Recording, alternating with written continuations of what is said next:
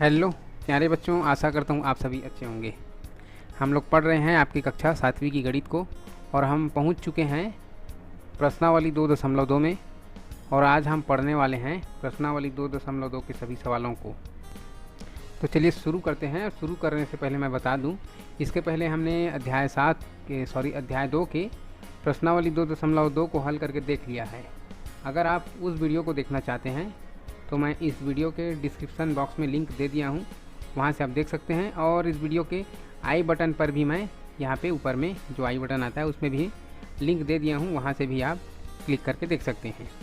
तो चलिए आज का जो हमारा टॉपिक है प्रश्नावली 2.2, इसको हम हल करके देखेंगे। आप वीडियो से बने रहिएगा।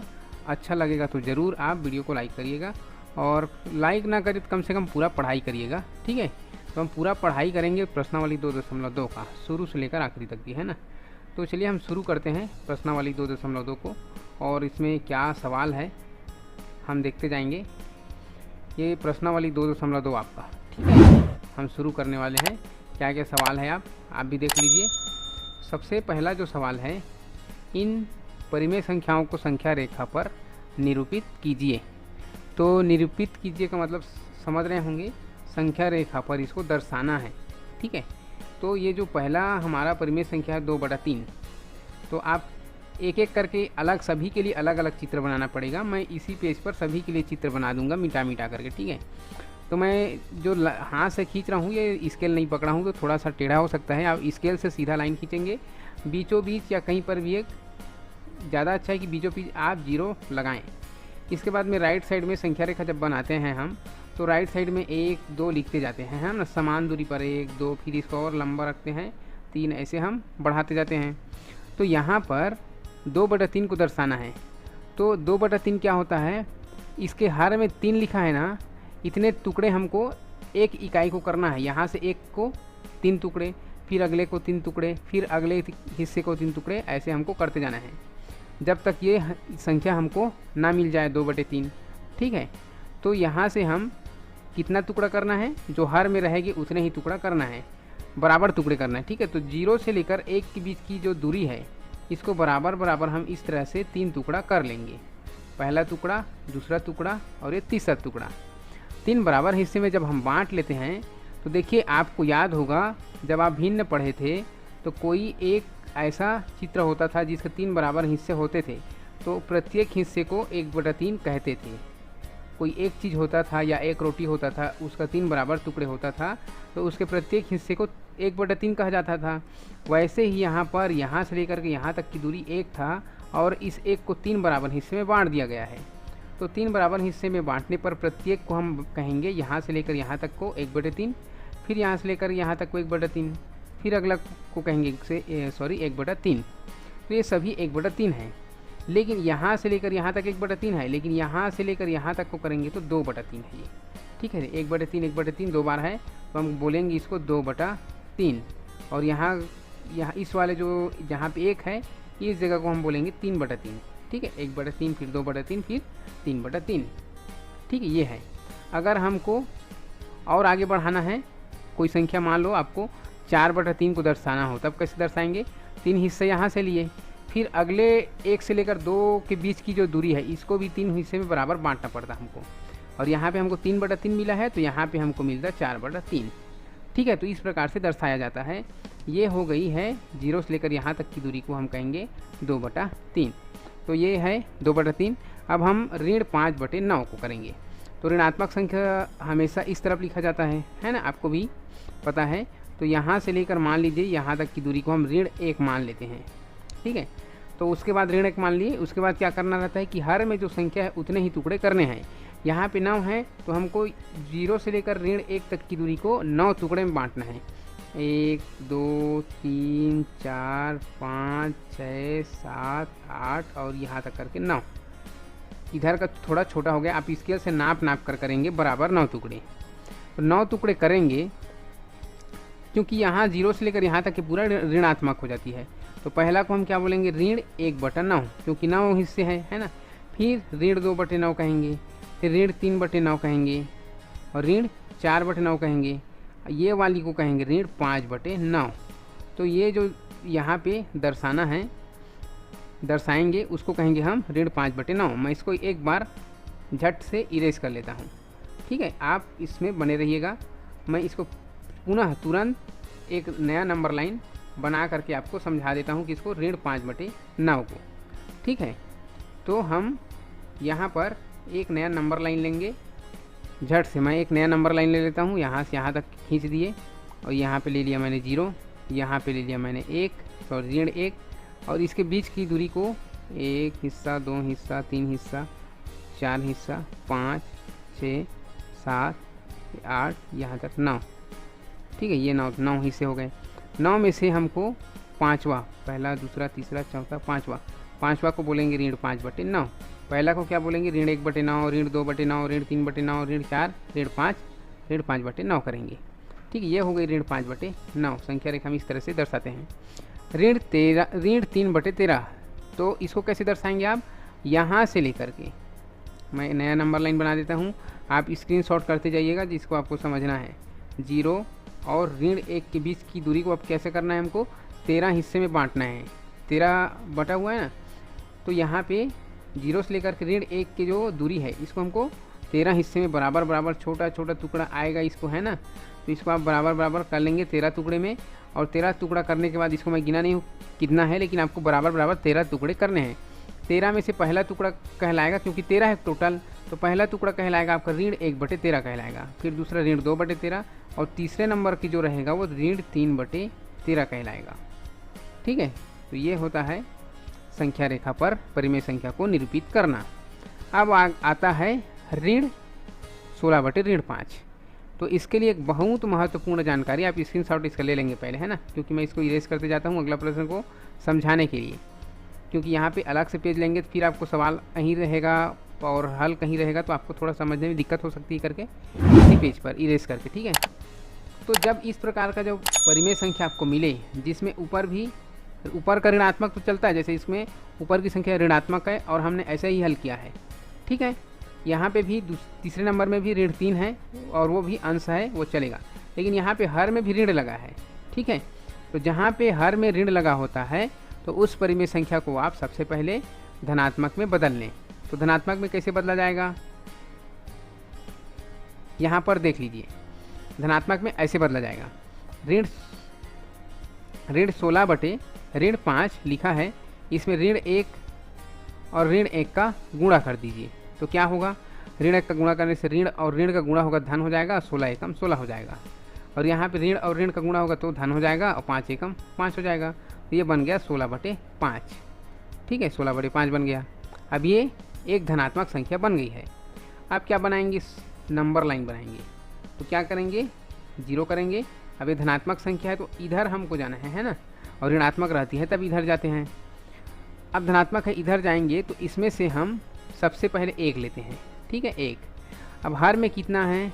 5 है, तो इसका 5 टुकड़ा करेंगे, 1 टुकड़ा यहाँ से, फिर 2, 3 और ये 4, और यहाँ तक हो गई 5, जहाँ पे 1 है वहाँ तक को, है ना, 5। अब ये 5 टुकड़ा हो गई है, तो सबसे पहले वाले को हम क्या कहेंगे? 5 टुकड़ा है तो 1/5 कहेंगे, फिर दूसरा को 2/5, 3/5, 4/5, यहाँ तक को जहाँ पे 1 है उसको हम बोलेंगे 5/5। लेकिन इतने में तो हमको 16/5 नहीं मिला।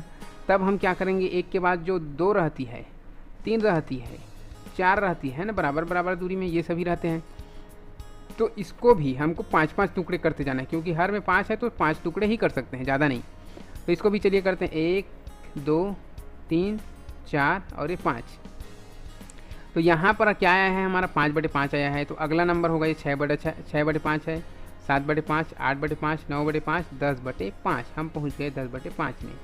तो ऐसे ही बराबर बराबर टुकड़ा होगा, 2, 3, 4, 5। 3 में पहुँचेंगे तो ये 15/5 होगा, 1, 2, 3, 4 और ये 5। 5 में पहुँच जाएंगे 20/5 हो जाएगा, लेकिन हमको 20/5 16/5 में जाना है। 20/5 नहीं, में 20/5 में हमको नहीं जाना है। इसको मैं मिटा देता हूँ 20/5 को। तो हमारा 16/5 कहाँ होगा? ये 15/5 है 3 के पास। तो 3 के बाद में जो अगला लाइन है ये है हमारा 16/5। इस प्रकार से इस प्रकार की संख्या को, परिमेय संख्या को संख्या रेखा पर निरूपित किया जाता है। ये चारों संख्या को मैंने निरूपित करके आपको यहाँ पे बताया। इसके बाद हम चलते हैं अगले सवाल पर। अगला सवाल है हमारा, संख्या रेखा पर निरूपित कर बताइए कि कौन सी परिमेय संख्या छोटी है और कौन सी बड़ी है। मैं आपको ऐसे ही बता देता हूँ, जो संख्या ऋणात्मक होगी वो छोटी होगी पहले से ही, ठीक है। लेकिन हमको क्या कहा गया है कि संख्या रेखा पर करके बताइए। तो संख्या रेखा पर देखिए ये 0 है, ये संख्या रेखा जो रहती है, सॉरी ये टेढ़ा थोड़ा बन गया, यहाँ पे एक हम संख्या रेखा लेते हैं सीधा, और ये 0 है मान लीजिए। तो इधर ऋणात्मक संख्या हम लिखते हैं और राइट साइड में इधर धनात्मक। तो यहाँ पे अगर हम 3/5 को लेंगे, ठीक है, मान लीजिए सबसे शुरू वाले को लेंगे 3/5 और ऋण 7/8 में कौन सा बड़ा कौन सा छोटा है।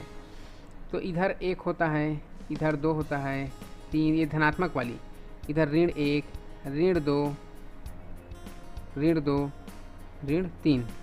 इसको अच्छे से इसलिए बना दिया क्योंकि कुछ लोग इसी में कमेंट करते हैं कि थोड़ा ढंग का लिखा करो, राइटिंग समझ में नहीं आती, तो थोड़ा अच्छा से लिख देता हूँ, ठीक है। ये हो गए ऋणात्मक, इधर लिखे जाते हैं। अब क्या करेंगे, लिखने के बाद में हमको ये देखना है कि 3/5 कहाँ पे आएगा। तो ये धनात्मक है तो इधर हमको इसको ढूंढना है 3/5 को, और इधर जो भी संख्या लिखाएगा वो तो इधर से बड़ा ही रहेगा। इधर चाहे आप 1000 तक पहुँच जाइए, इधर 0 और 1 के बीच में भी रहेंगे तो भी आप बड़े हैं इधर से, ठीक है। तो यहाँ पे हर एक इकाई का 5 टुकड़ा होगा, 1 2 3 4, ये 5 हो गए। 5 में से 3 लेना है ना। तो 1/5, 2/5, 3/5, यहाँ पे है 3/5। और ऋण 7/8 किधर होगा, तो यहाँ से लेकर के यहाँ तक की दूरी को 8 टुकड़े में बांटना है। 1 टुकड़ा, 2 3 4 5 6 7 और यहाँ तक 8। 8 में से पहला लाइन होगा ऋण 1/8, दूसरा ऋण 2/8, ऐसे ही करते करते 7वां नंबर का जो लाइन है ये ऋण 7/8 होगा, ठीक। तो कौन सी बड़ी है, तो संख्या रेखा पर हमने दर्शा दिया। यहाँ से लेकर ये 0 तक की है, ये क्या है, ऋण 7/8 है। और 0 से लेकर के यहाँ तक की दूरी है, ये है धन 3/5 है। तो कौन बड़ी है, 3/5। तो इसको ऐसे भी लिख सकते हो, 3/5 बड़ा है ऋण 7/8 से। क्या सिर्फ यह पूछा कि परिमेय संख्या छोटी, कौन सी परिमेय संख्या छोटी है, इसको बता देना ऋण 7/8 छोटी है, ठीक है। ऐसे ही इसमें भी बता सकते हो ऋण 8/7 छोटी है। और संख्या रेखा पर भी ऐसे ही इसको प्रदर्शित करना है। 7 लिखा है हर में तो 7 टुकड़े करना है, 5 लिखा है तो 5। मैं उसको भी करके बताऊंगा, नहीं तो फिर से कमेंट आएगा कि दूसरा छोड़ दिया गया है। एक ने लिखा था कि कठिन है इसलिए छोड़ दिया गया है, तो ऐसी बात नहीं है।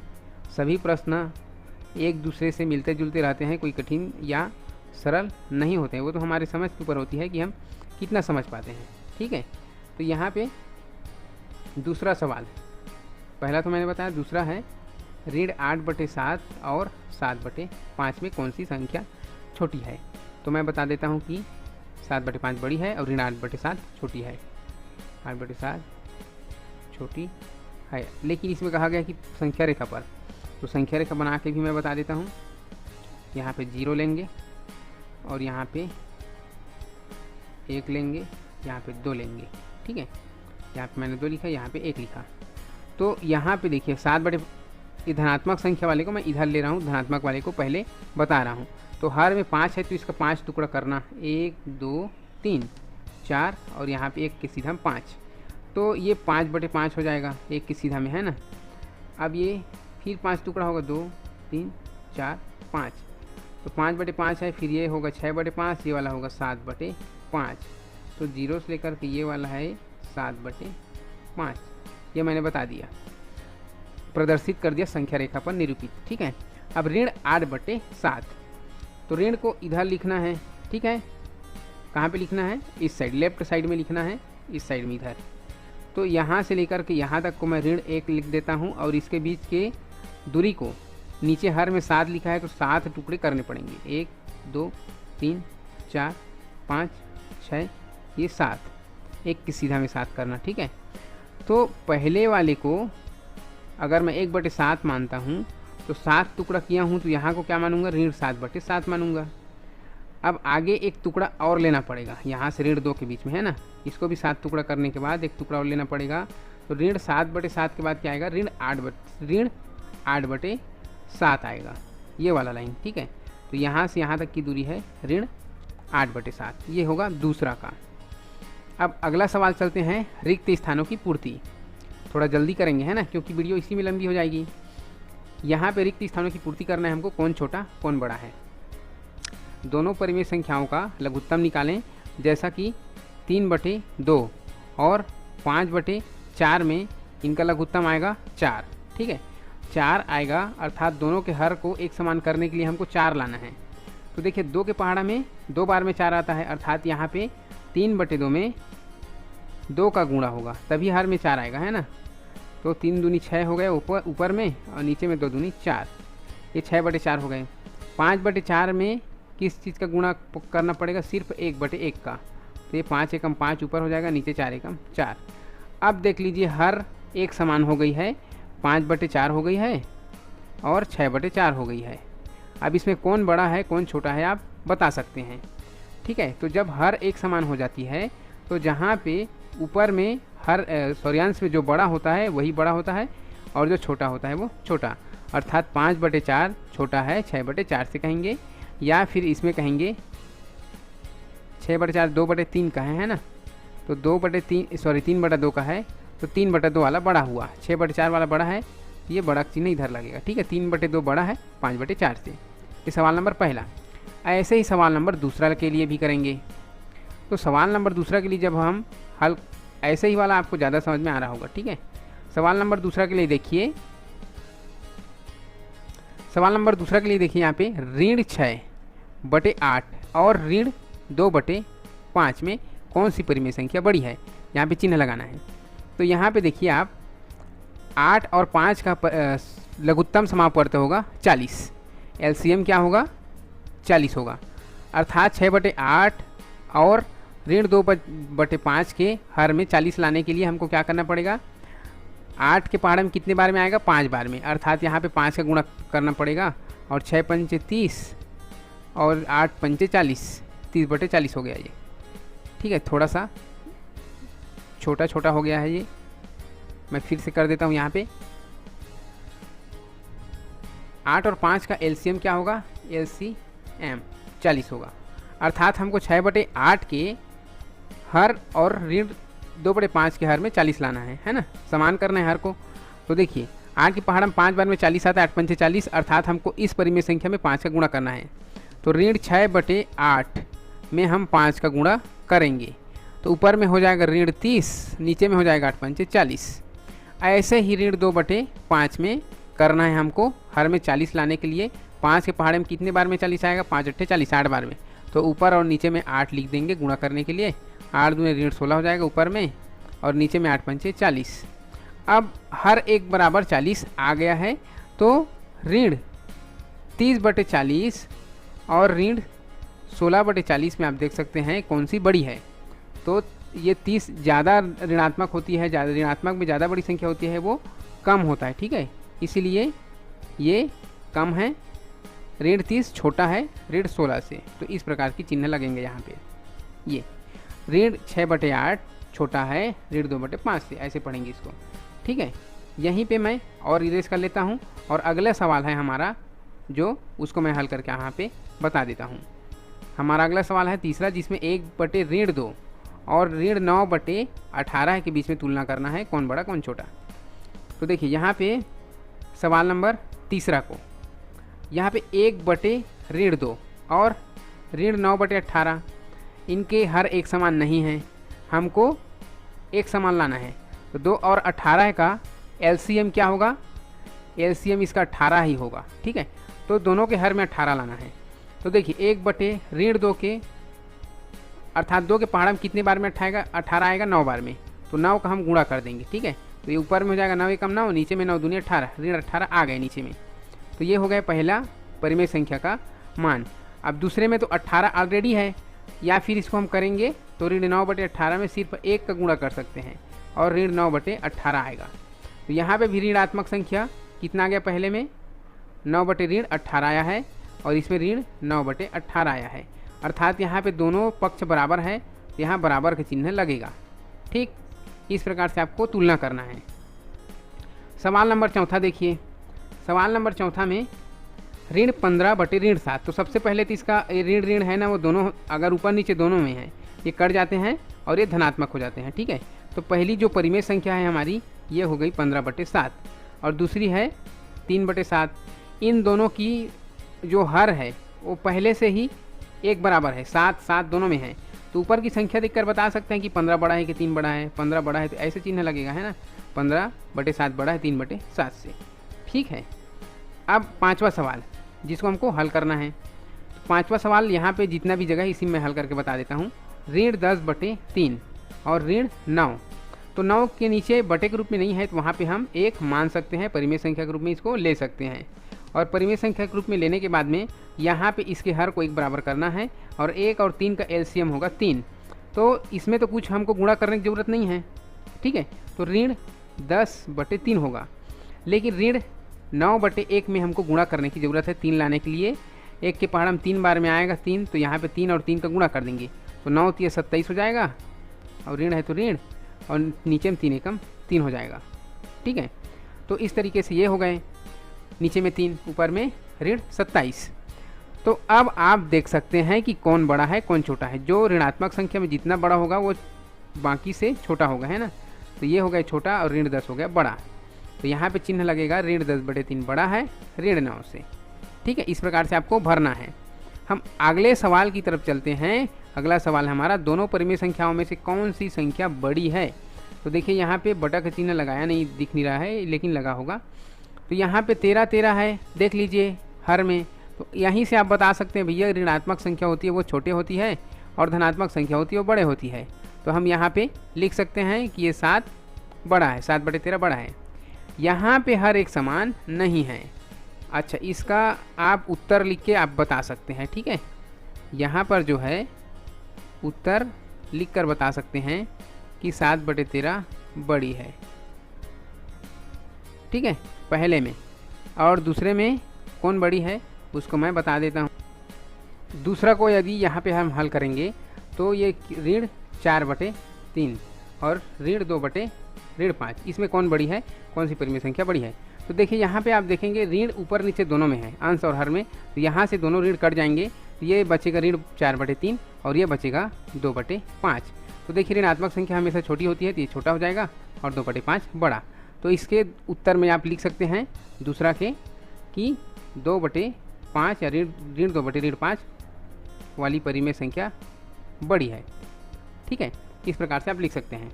अगला हमारा सवाल, अच्छा इसमें और सवाल है, देखिए है ना, इसमें 2 सवाल यहाँ पे हल किए, कौन सी बड़ी कौन छोटी है। इसमें 2 सवाल और है, इसको हम यहाँ पे हल कर लेते हैं। तो तीसरा सवाल है ऋण 21 बटे 20 और यहाँ पे ऋण 6 के बटे में नहीं है तो यहाँ पे हम 1 ले लेते हैं परिमेय संख्या बनाने के लिए। और इसको जब हम हल करेंगे तो देखिए यहाँ पे इनके हर को लघुत्तम निकालना है, एलसीएम निकालना है। 1 और 20 का लघुत्तम होगा 20 ही होगा। तो 1 के पहाड़ा में 20 बार में आएगा 20, तो इसलिए 20 का हम गुणा करेंगे। 20 से का 120 होगा और ऋण लगा है तो ऋण और नीचे में 20 से कम 20, ऋण 120 आ गए।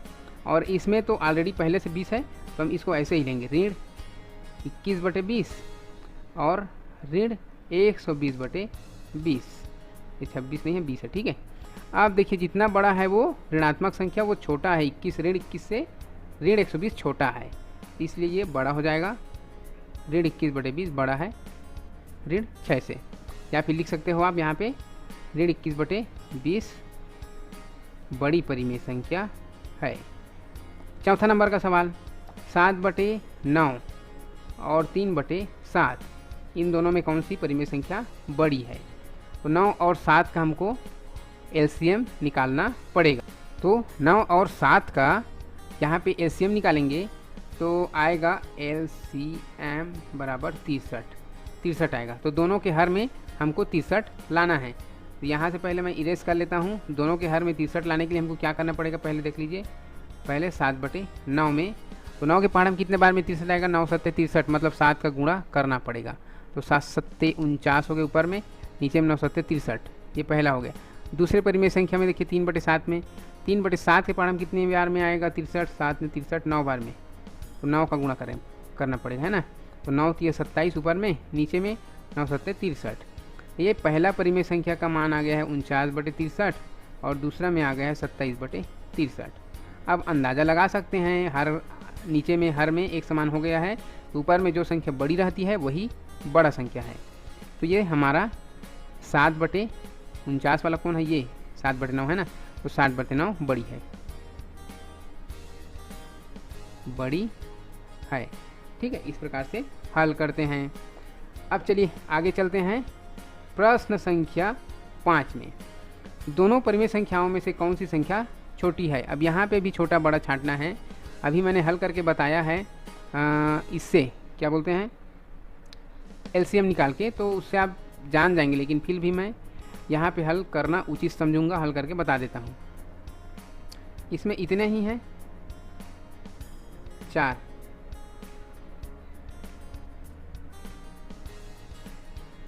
तो चलिए सबसे पहली 5, पहला जो सवाल है 5 और 13/3 में कौन सी संख्या बड़ी है, कौन सी परिमेय संख्या बड़ी है या कौन सी छोटी उसको पूछा जा रहा है।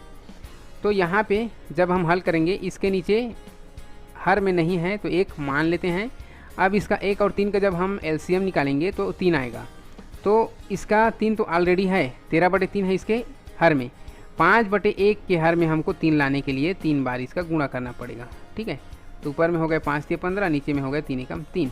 अब आ गया 3। ठीक है, तो 5 का जो मान आ गया है एलसीएम के बाद में वो हो गए 15/3 और यहाँ पे आ गया है 13/3। अब इसमें देखिए कि 15 बड़ा है कि 13 बड़ा है, 15 बड़ा है, ये ऐसा। तो यहाँ पे ऐसा, लेकिन इसे छोटा पूछा है तो 13/3 छोटा है, छोटी है। ठीक है, ये हो गई। सवाल नंबर दूसरा 4/6 और 7/3 में कौन छोटा कौन बड़ा। ठीक है, तो यहाँ पे 6 और 3 का हमको एलसीएम निकालना पड़ेगा। तो 6 और 3 का 6 ही होगा, है ना।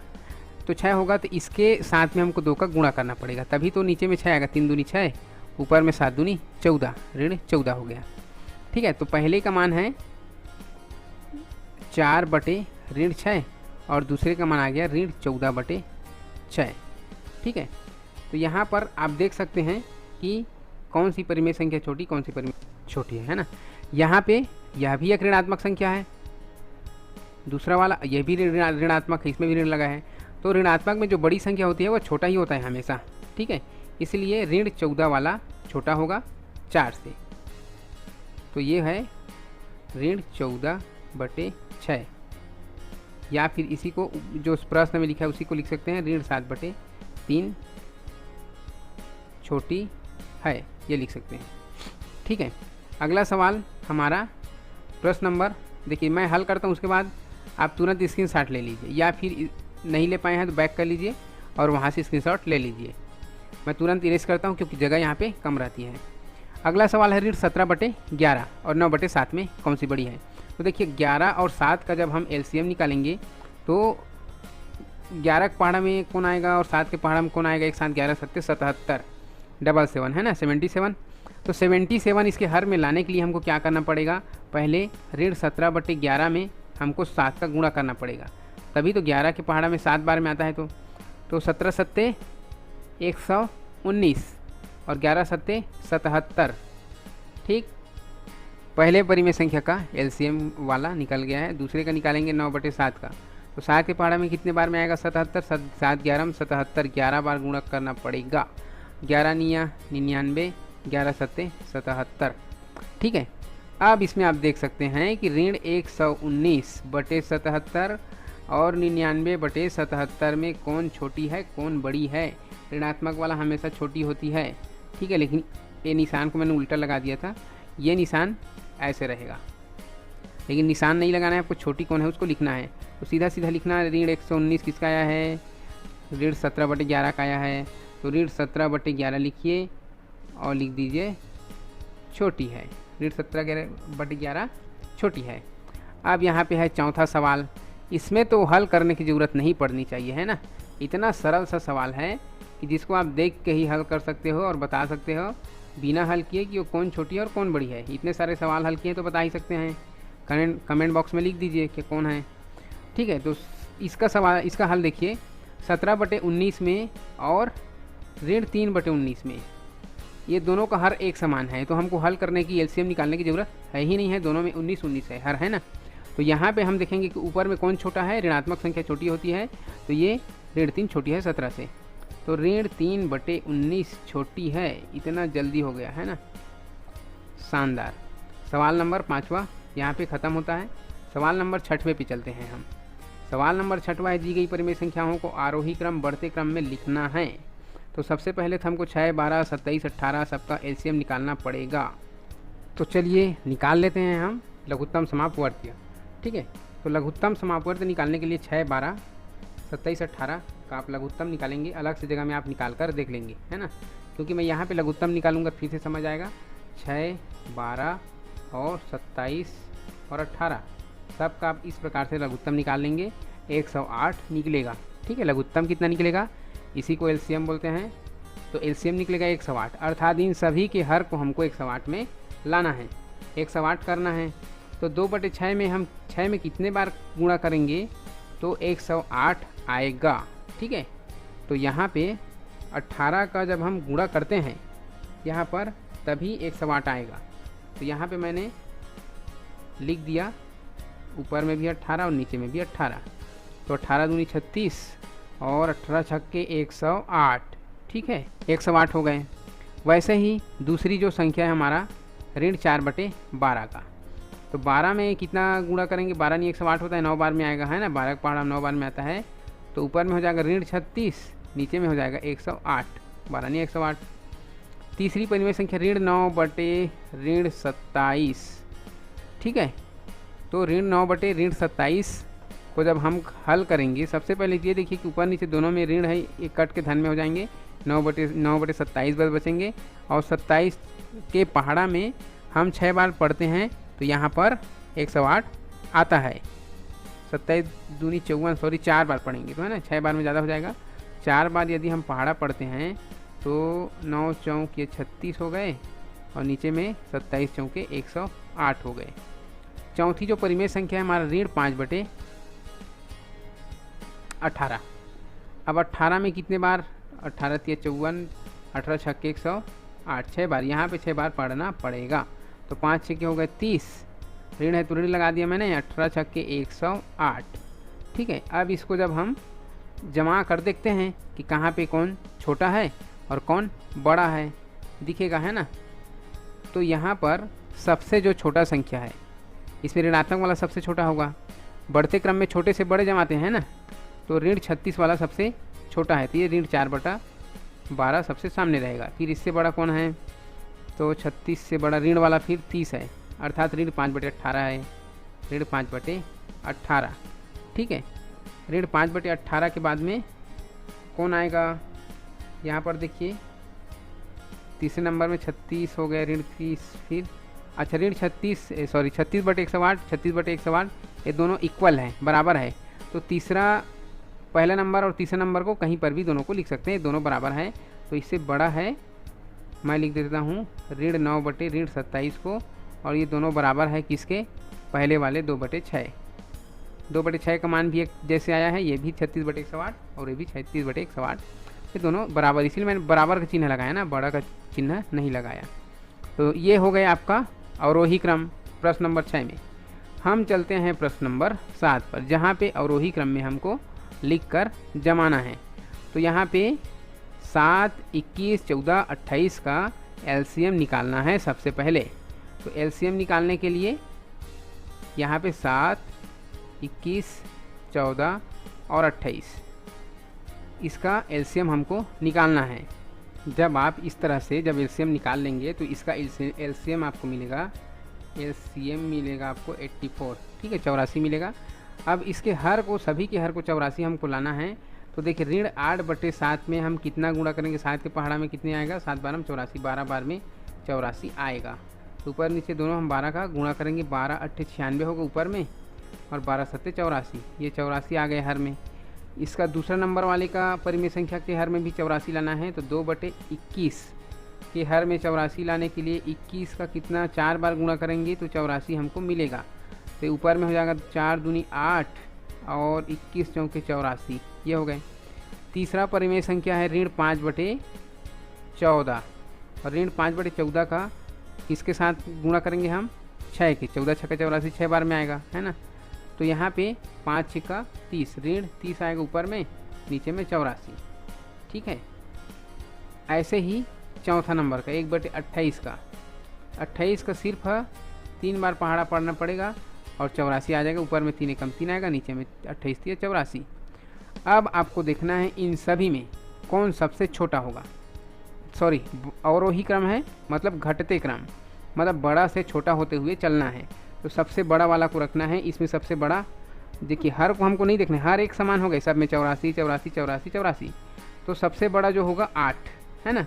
तो 8 सबसे बड़ा है, अर्थात 2/21 वाले जो परिमेय संख्या है हमको पहले लिखना पड़ेगा। फिर इससे छोटा कौन है? ये 3 वाला है, तो 1/28 को हमको लिखना पड़ेगा। फिर इससे छोटा कौन है? तो 30 वाला है, उसके बाद 96 वाला, ठीक है। ऋण 30 वाला मतलब ऋण 5/14, ऋण 5/14। फिर इसके बाद ऋण ये वाला ऋण 8/7। ये इस प्रकार से अवरोही क्रम में जमाएंगे, ठीक है। ये सवाल नंबर 7वां था।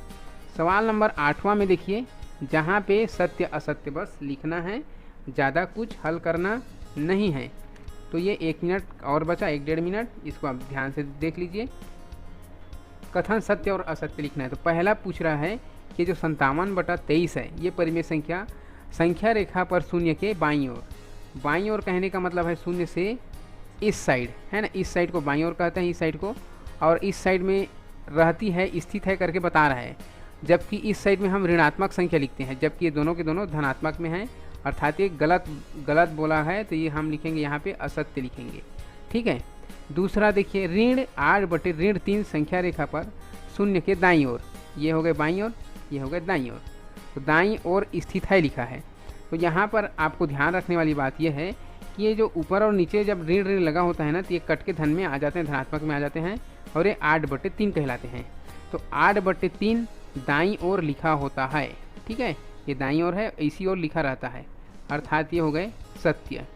तीसरे नंबर का सवाल देखिए, 19/5, ये ऋणात्मक में है, एक ऋण है, तो इधर ही लिखाएगा बाईं तरफ, लेकिन इसमें क्या लिखा है? दाईं लिखा है, यह भी असत्य है, ठीक। चौथा नंबर 3/4 और 2 ऋण 2/7, 3/4 तो इस तरफ मिलेगा, है ना, जिसको हम बोलते हैं दाईं, और ऋणात्मक वाला इधर मिलेगा, अर्थात बाईं। तो इसमें क्या लिखा है? दाईं और बाईं, तो ये लिखा है सत्य लिखा है, ठीक है। क्या लिखा है? सत्य लिखा है। और इस प्रकार से बच्चों ये जो चैप्टर है, चैप्टर प्रश्नावली 2.2 यहीं पे समाप्त होता है। हम अगली वीडियो में मिलेंगे प्रश्नावली 2.3 के साथ में। तो आज के लिए बस इतना ही। आप वीडियो से बने रहे, इसके लिए आपको थैंक यू सो मच।